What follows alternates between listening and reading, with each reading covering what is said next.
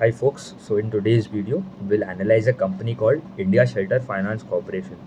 So India Shelter Finance Corporation is a affordable housing finance player and ये sector मतलब बहुत ही अच्छे rate से ग्रो कर रहा है in all these companies like Home first Finance, Aptus Value Housing, Aavas हो गया, आधार हाउसिंग हो गया, फिर एक छोटा कंपनी है लाइक स्टार हाउसिंग एंड और एक जो company that is the market leader but वो तो प्राइम हाउसिंग फाइनेंस में, दैट इज़ बजाज हाउसिंग। तो मतलब सबका ग्रोथ का रेट इज़ अराउंड 20-25-30% के आसपास। And India shelter finance corporation is the fastest growing player and it is one of the smallest तो बोल सकता हूँ, क्योंकि star housing is the smallest player but हाँ उनका तो मतलब कुछ बेस ही नहीं, अराउंड 1,000 करोड़ का भी बुक नहीं है, but India shelter is growing at around 36%।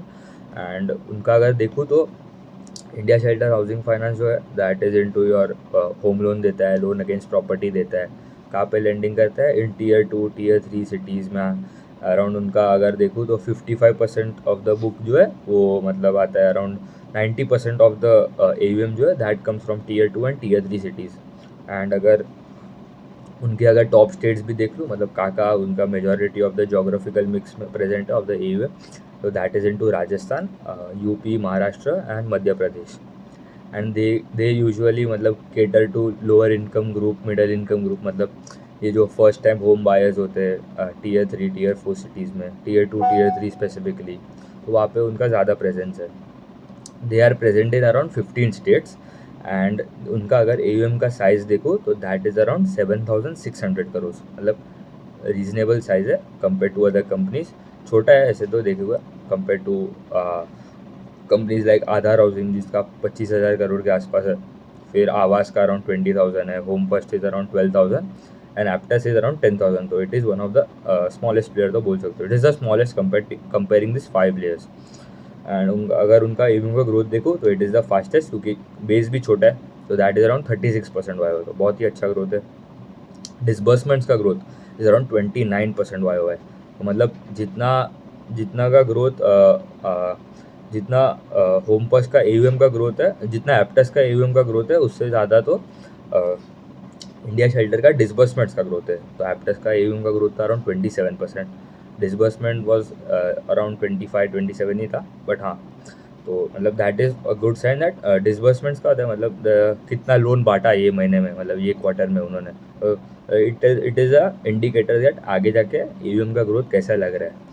तो it is looking very strong and this quarter they added around 5 branches. तो उनके अगर टोटल ब्रांचेस देखो as of Q3, ending of Q3, December 31st, 2024, so that was around 265, and they have already opened around 42 branches in the 9 month of FY25, and उनका guidance भी यही है कि they will add around 40 to 45 branches for few years going ahead, मतलब every year they will add 40 to 45, मतलब FY26 में भी add करेगा, FY27 में भी ऐड करेगा।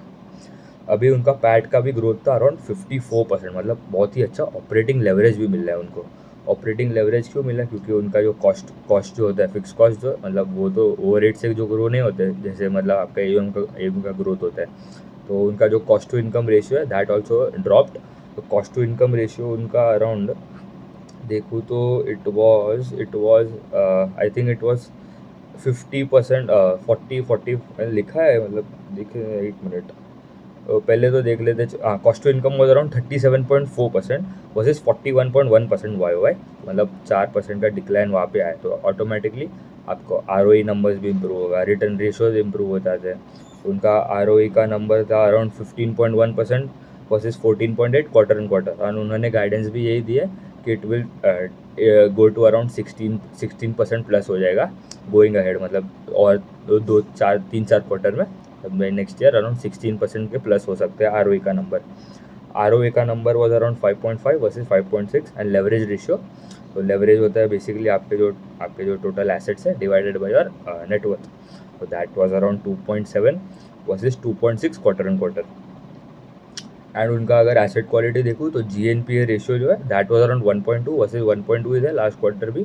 NNPA was also stable at 0.9 था ये क्वार्टर, लास्ट क्वार्टर भी 0.9 था, मतलब एसेट क्वालिटी में उतना कुछ मेजर प्रॉब्लम नहीं है।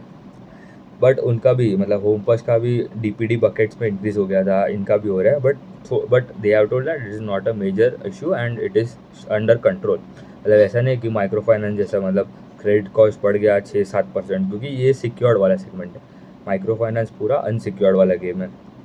एंड अगर इनका 30+ डीपीडी देखो तो DPD stands for days past due, मतलब ऐसे कस्टमर्स जिसके at least 30 days have passed from the date of the EMI, but उन्होंने अभी तक उनका ईएमआई पेमेंट नहीं दी है, ठीक है।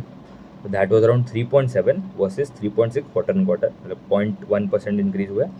एंड 1+ डीपीडी मतलब ऐसे कस्टमर जिसके एटलीस्ट 1 day मतलब एक दिन हो गया उसके ईएमआई के डेट से, उन्होंने अभी तक ईएमआई पे नहीं किया, मतलब टाइम पे पेमेंट नहीं किया। तो दैट वाज अराउंड 7.5% के आसपास था। Last quarter it was 6.5%।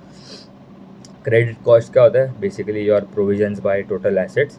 Provisions होता है आपको मतलब कितना कितना प्रोवाइड करना पड़ता है, मतलब अगर आपको लग रहा है कि मेरे कस्टमर्स मतलब जो है वो पेमेंट नहीं कर रहे हैं, तो ऑटोमेटिकली मुझे पहले से ज़्यादा प्रोवाइड करना पड़ेगा। आपको रिस्क बढ़ रहा है आपके एसेट्स का, कि आपको अगर डेलिंक्वेंसीज बढ़ रहे, कोई पेमेंट नहीं कर रहा टाइम पे, तो आपको पहले से थोड़ा प्रोवाइड करके रखना पड़ता है। तो दैट वाज अराउंड 0.5%। एंड उनका अगर AUM का मिक्स भी देखूँ तो home loan contributes to around 58% of the book, मतलब पूरा जो AUM है। एंड लैब वाला जो सेगमेंट है लोन अगेंस्ट प्रॉपर्टी जो होता है, तो that is around 42%। Loan against property मतलब आपको मतलब कोई बिजनेस लोन चाहिए but you have to keep a mortgage as your collateral as your house, तो दैट इज़ योर लैब वाला सेगमेंट। एंड उनके अगर कॉन कॉल भी देखूँ तो मतलब बहुत ही अच्छा कॉन कॉल था, मतलब कोई ऐसा एक मेजर कोई प्रॉब्लम तो दिख नहीं रहा है। They have given a guidance that that AUM growth for next few years it would B, मतलब 2 to 3 years बोला है, it would be around 30 to 35% CAGR, मतलब बहुत ही अच्छा रेट है एंड ग्रोथ का। डिसबर्समेंट्स का बोला है कि it would be around 25%। And जो स्प्रेड इज़ बेसिकली यील्ड जो होता है, मतलब the rate at which India shelter will lend to its customers. And आपका जो होता है cost of borrowing is the rate at which India shelter को बोरो करना पड़ता है पैसा from other banks, other NBFCs। तो उनका yield was around 14.9% and last quarter भी 14.9 था। Cost of boring was also stable, quarter and quarter 8.8 था ये क्वार्टर, लास्ट क्वार्टर भी 8.8 ही था। तो spread comes down to around 6.1, last quarter भी स्टेबल ही था। उन्होंने गाइडेंस भी दिया कि इट वुड बी अराउंड 6% के आसपास। क्रेडिट कॉस्ट का गाइडेंस है दैट अभी कितना था 0.5, उन्होंने गाइडेंस दिया it would be around 0.4 to 0.5%, तो that is also intact. And branch addition का तो बोल दिया कि 40 to 45 branches will be added every year.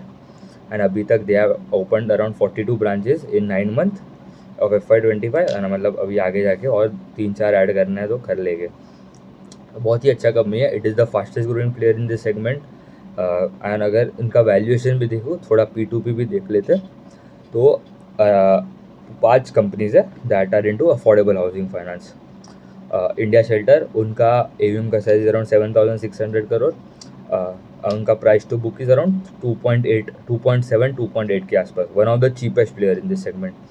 दूसरा हो गया होम फर्स्ट फाइनेंस, AUM का ग्रोथ इज 30%, AUM का साइज भी मतलब अराउंड, साइज से मैटर नहीं करता, ग्रोथ रेट मैटर्स, ठीक है, तो ग्रोथ वाइज बोल रहा हूँ। पहला India shelter comes out as the fastest growing player with the one of the cheapest valuation in this segment, the cheapest valuations पूरे मतलब देखूँ तो। फिर आता है home first, that is growing around 30% plus, price to book is around 3.5, Aptus growing around 28 to 30%, 27-30%, price to book of around 3.5। फिर आता है आधार हाउसिंग जो वो ग्रो कर रहा है अराउंड 20-21% के आसपास, price to book of 3.3। And Aavas हो गया growing around 20%, the slowest growing company, उसका price to book is around 3.3 के आसपास। तो इंडिया शेल्टर में मतलब आपको मतलब री रेटिंग भी हो सकता है प्राइस टू बुक का, मतलब वो भी एक कंट्रीब्यूटर है, मतलब two stock which is growing at a higher rate with amongst the peers and available at a cheap valuation. ठीक है, ट्रैक करना पड़ेगा, देखना पड़ेगा, ऐसा नहीं कि खाली एक क्वार्टर देखना है हमें, we have to track it every quarter, next quarter भी देखना पड़ेगा अगर ग्रोथ आता है कि नहीं, अगर प्रॉब्लम हो गया तो that is not good. And उनका भी मतलब रिसेंटली IPO आया था, अराउंड 2-3 क्वार्टर पहले ही IPO आया था, रिसेंटली लिस्टेड फॉर्म है। ठीक है, थैंक यू।